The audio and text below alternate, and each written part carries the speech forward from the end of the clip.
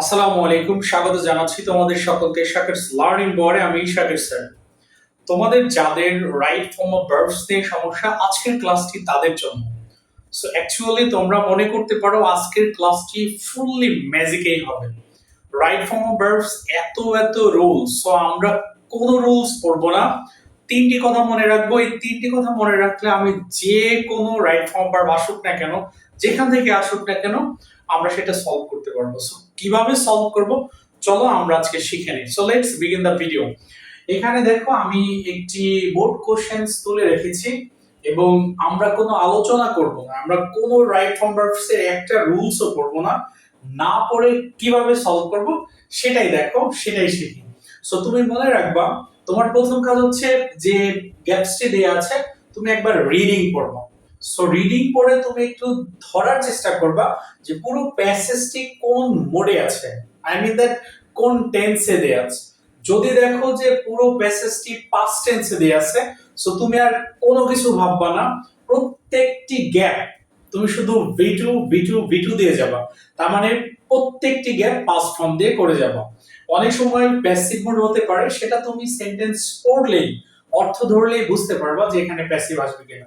তার মানে technique one হচ্ছে প্যাসেজটি পড়ার পরে যদি তুমি দেখো যে পুরো প্যাসেজটি পাস্ট টেন্সে আছে, সো সেক্ষেত্রে তোমার আর কোনো চিন্তা নেই, সবগুলো তুমি পাস্ট মোডেই রেখে দিবা।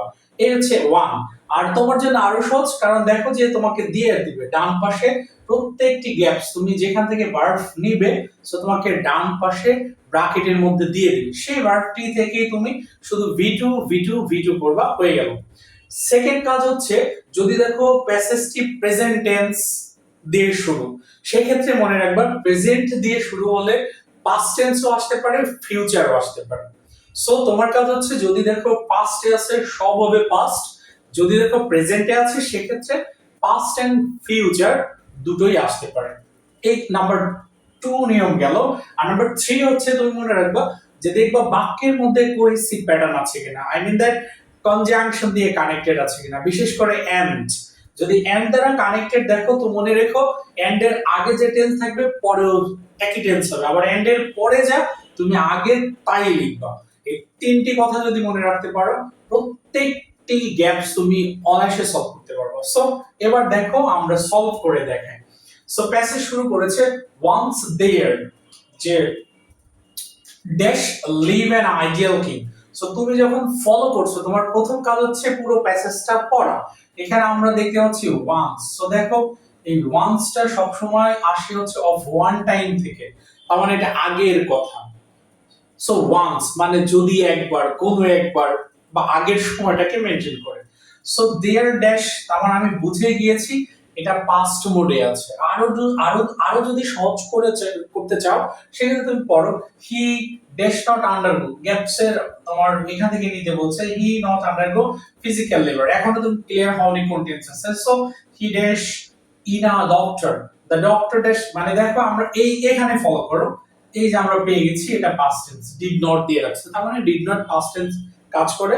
সো তুমি যদি ওয়ান্স বুঝতেও না পারো এটা পাস্ট টেন্স, প্যাসেজে পড়ে দেখি এখানে আমি ডিড নট পেয়ে গেছি, তার মানে প্যাসেজটা অতীতে আছে। সো তোমার কাজ হচ্ছে শুধু ভিডিও, এখানে একটা জায়গায় প্রেজেন্ট বা ফিউচার আসার সুযোগ নেই। সো দেখো যেহেতু বুঝে গেছি আমরা পাস্ট টেন্স, এবার দেখো ওয়ান্স দেয়ার লিভ দেয়া আছে প্রেজেন্ট ফর্ম। সো তোমার কাজ হচ্ছে এটাকে পাস্ট ফর্ম করা। সো লিভ এর পাস্ট ফর্ম হচ্ছে লিভ। সো তুমি আনসার লিখবা লিভড, অথবা লিখবা ভি2, আমি শর্টকাটে বোঝাচ্ছি। Once there lived an ideal king, যে একদা এক সময় অলস রাজা ছিল। He dash not undergo physical labour. So তুমি কিন্তু জানো পাস্ট টেন্স হবে, এখানে বলে দিচ্ছে নট আন্ডারগো, তার মানে নেগেটিভ করতে বলছে। তুমি এখানে করে দিবা হি ডিড নট আন্ডারগো, এটাও কারেক্ট অ্যান্সার। অথবা করবা he could not undergo, he would not undergo, সে সহ্য করতে পারতো না বা করতে পারতো না ফিজিক্যাল লেবার, কায়িক পরিশ্রম বা শারীরিক পরিশ্রম। সো তাই হি ড্যাশ। আচ্ছা এখানে আমরা কি দেবো বলছি, পুরোটা পাস্ট টেন্সে বুঝে গেছি, প্রত্যেকটা গ্যাপ পাস্ট। সো তুমি কলে পাস্ট কর লিখবা, আমি সংক্ষেপে লিখলাম, এখানে ভিটু হবে। He called in a doctor, সেই একজন ডাক্তার ডাকলো। The doctor dash clever and wise, ডাক্তার ছিল জ্ঞানী এবং চালাক। তার মানে দেখো এখানে দিয়ে রাখছে বি, বি মানে টু বি ভার্ব বোঝায় am is are was were. So যেহেতু এটা পাস্ট টেন্স আছে সো তুমি নিবা ওয়াজ। কেন নিবা? কারণ দ্য ডক্টর হচ্ছে third person singular, third person সিঙ্গুলারে ওয়াজ যাবে। যে রাজা ডাক্তার ছিল চালাক এবং জ্ঞানী। He did not dash. দেখো আমরা পাস্ট ইন্ডিপেন্ডেন্ট টেন্সকে নেগেটিভ করার সময় ডিড নট আনি এবং ডিড নট এর পরে ভার্বের বেস ফর্ম হয় মানে V1 হয়। কারণ এখানে প্রেসক্রাইব দেয়া আছে সো এটাই হচ্ছে কারেক্ট আনসার। তুমি এখানে V1 লিখবে তার মানে প্রেসক্রাইব লিখবে। He did not prescribe any medicine for the king. সে রাজার জন্য কোনো ওষুধ প্রেসক্রাইব করেনি, সাজেস্ট করেনি, লিখেনি।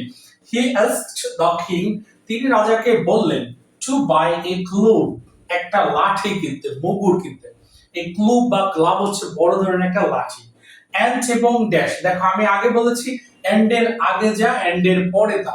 এখানে তাকাও এটা হচ্ছে পাস্ট টেন্স। হ্যাঁ, এন্ড এর আগে বলছি যা থাকবে তুমি এন্ড এর পরেও তাই নিবা। এন্ড এর আগে পাস্ট টেন্স আছে সো এন্ড এর পরের ক্লজও পাস্ট টেন্স হবে। সো মুভ এর কি করবা? পাস্ট ফর্ম হচ্ছে মুভড। সো আমি V2 দিয়ে রাখছি। V2 মানে মুভ এর past form moved. And moved it in the air, এবং এটাকে এয়ারে উপরে বাতাসে দুলাতে বললো, মুভ করতে বলেছিলেন।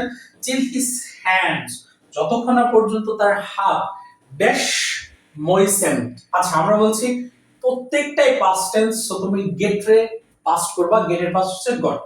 সো আমি এখানে V2 লিখলাম তার মানে গেটের পাস্ট গট, V2। গট ময়েসেন্ট, যতক্ষণ না পর্যন্ত হাত ভিজে যায়, ঘামিয়ে যায়। দ্য কিং স্টার্টেড, রাজা শুরু করলো। দেখো এখানে পাস্ট টেন্স, ফাইনাইট ভার্বের পরে যদি কোনো ভার্ব থাকে সেটাকে আইএনজি করতে হয়। তো তুমি এখানে আইএনজি করে দেবে। কি আইএনজি? ফলোর সাথে ING, following. The king started following the prescriptions, রাজা কি করলো? সেই পরামর্শ অনুসরণ করা শুরু করলো। দাস, এভাবেই the king dash of his problem, রাজা এই সমস্যা থেকে মুক্তি পেলেন। সেখানে রিলিভ আছে, যদি দ্য কিং রিলিভড করি কথাটা ভালো লাগে না, প্যাসিভ মোডে নিয়ে নেবা। দ্য কিং ওয়াজ, এই রিলিভকে তুমি রিলিভড করে দেবা। The king was relieved, the king was relieved of his problem, রাজা তার সমস্যা থেকে মুক্তি পেলেন। এবার তুমি দেখো আমরা কোনো নিয়ম কানুন কিছু করিনি। রাইট ফর্ম অফ ভার্বস হচ্ছে অনেক বড় একটি চ্যাপ্টার, সকল গ্রামার সমন্বয়ে তৈরি হয় right form of verbs. So তুমি কিছু করবা না। তিনটা কথা আমি বলেছি, তিনটা কথা মনে রাখবা। বোর্ডে আসা যত প্রশ্ন আছে তুমি অনায়াসে সলভ করতে পারবা।